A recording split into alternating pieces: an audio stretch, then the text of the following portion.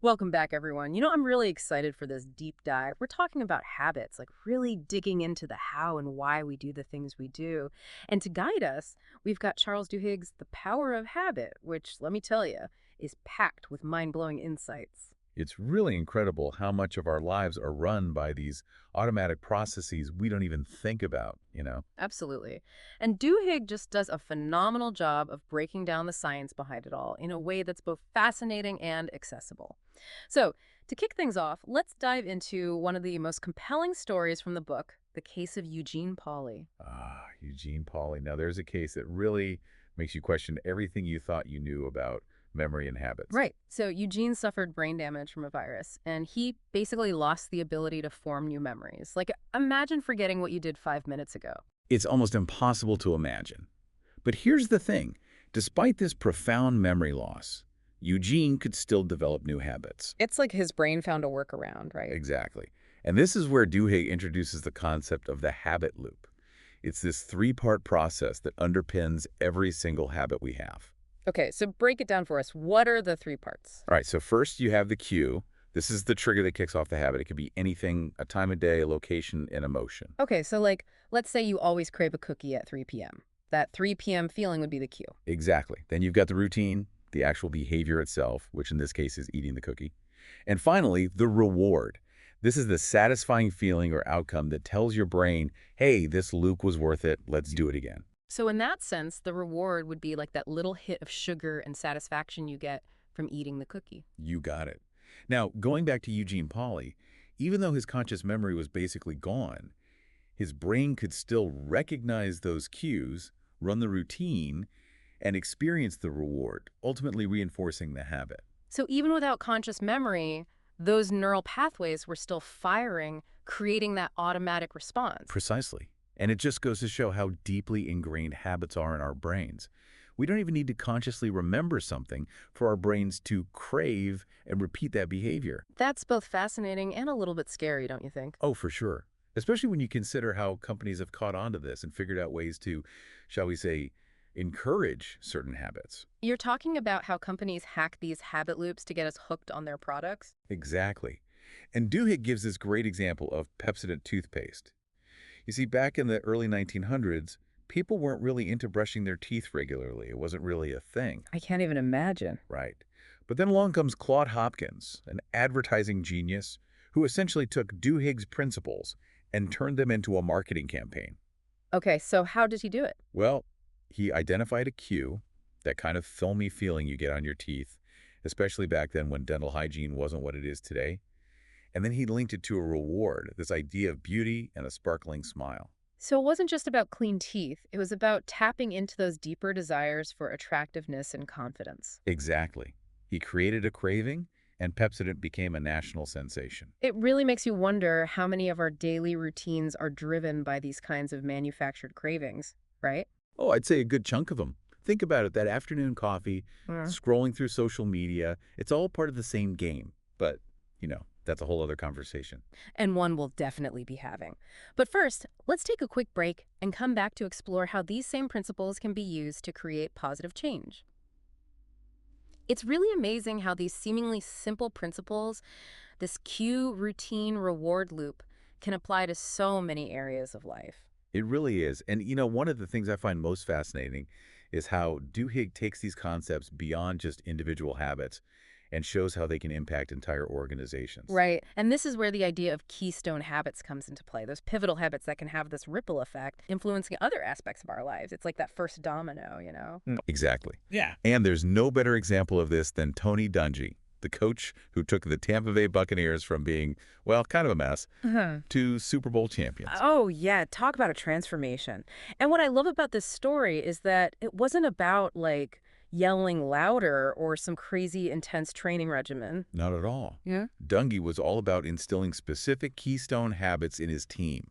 He understood that if he could change their automatic responses on the field, their whole game would change. So it was like he applied that golden rule of habit change that Duhigg talks about to football. Same cue, same reward, but a different routine. Precisely. Yeah. And the really interesting thing is that Dungy actually drew inspiration from a pretty unexpected source, Alcoholics Anonymous. Oh, I never would have made that connection. How so? Well, he recognized that a big part of AA's success comes from helping people break the habits surrounding alcohol use. It's about understanding those triggers, those routines, and finding new, healthier ways to achieve that feeling of reward. It really makes you realize that this framework for change is applicable in so many different areas, you know? Absolutely. And, it's not just anecdotal either. The research really supports this idea. For example, studies have shown that simply keeping a food journal, which seems like such a small habit, can actually lead to significant weight loss. It's amazing how these small changes can snowball, right? Exactly. It's Eh. like that active tracking creates this structure, this heightened awareness of your choices that can really make a difference. And of course, we can't talk about keystone habits without mentioning Michael Phelps, right? Duhigg talks about how Phelps's coach, Bob Bowman, used these principles to essentially mold him into an Olympic legend. Oh, absolutely. And it wasn't just about, endless hours in the pool. Bowman recognized that mental preparation was just as crucial, if not more so, than physical training.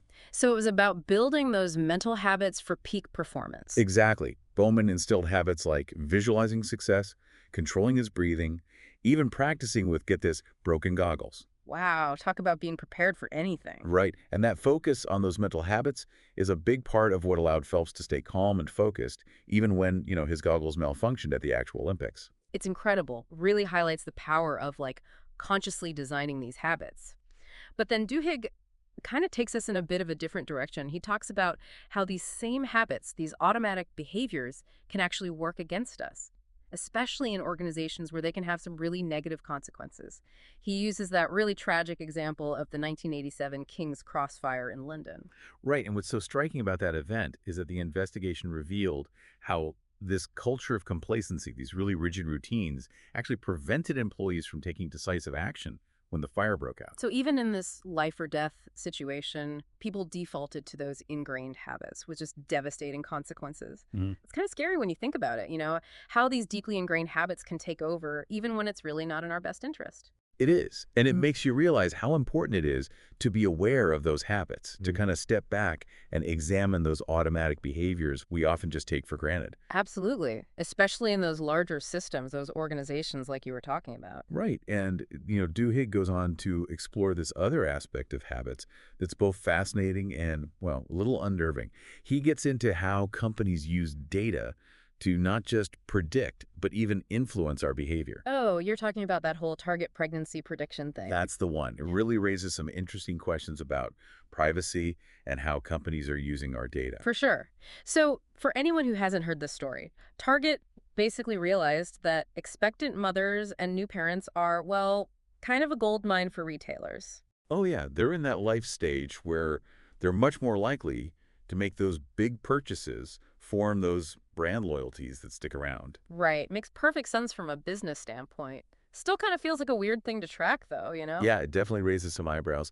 So basically, what Target did was have their data analysts start combing through all this customer data, looking for patterns that might indicate a pregnancy. So, like what? Buying prenatal vitamins? That's one. Unscented lotions was another big one. Yeah. And of course, those classic cotton balls. Wow. It's amazing what they can figure out from that stuff. It really is.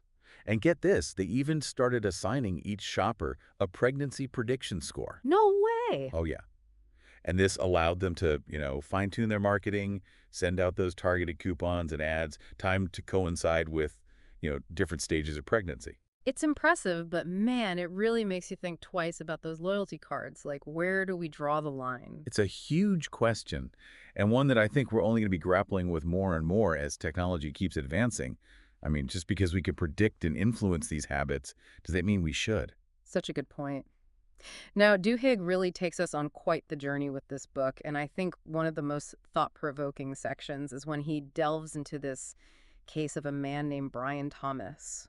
Oh, right, the sleepwalking case. Yeah. That one really gets into those complex questions of free will and responsibility. Yeah, I mean, this wasn't someone with a history of violence or anything. By all accounts, it seemed like a loving marriage. But one night, during a sleep terror, Brian Thomas killed his wife. Tragic, just tragic. And it really highlights how sometimes those conscious minds of ours, they aren't always in the driver's seat. So, like, in that situation, do we hold someone accountable for their actions if they were essentially asleep? That's a tough question. I mean, where do you draw that line? But, it brings us back to one of those core messages in Duhigg's book, that even though these habits are incredibly powerful, they don't have to define us. We can change. That's where the belief part comes in, right? Believing that change is actually possible. And for a lot of us, that means finding that support system. Absolutely. It's about acknowledging those habits, those ingrained patterns, and making conscious choices to design a life that reflects who we want to be. It's about taking that control back. And what I love about the power of habit is how Duhigg ends it. It's like this call to action.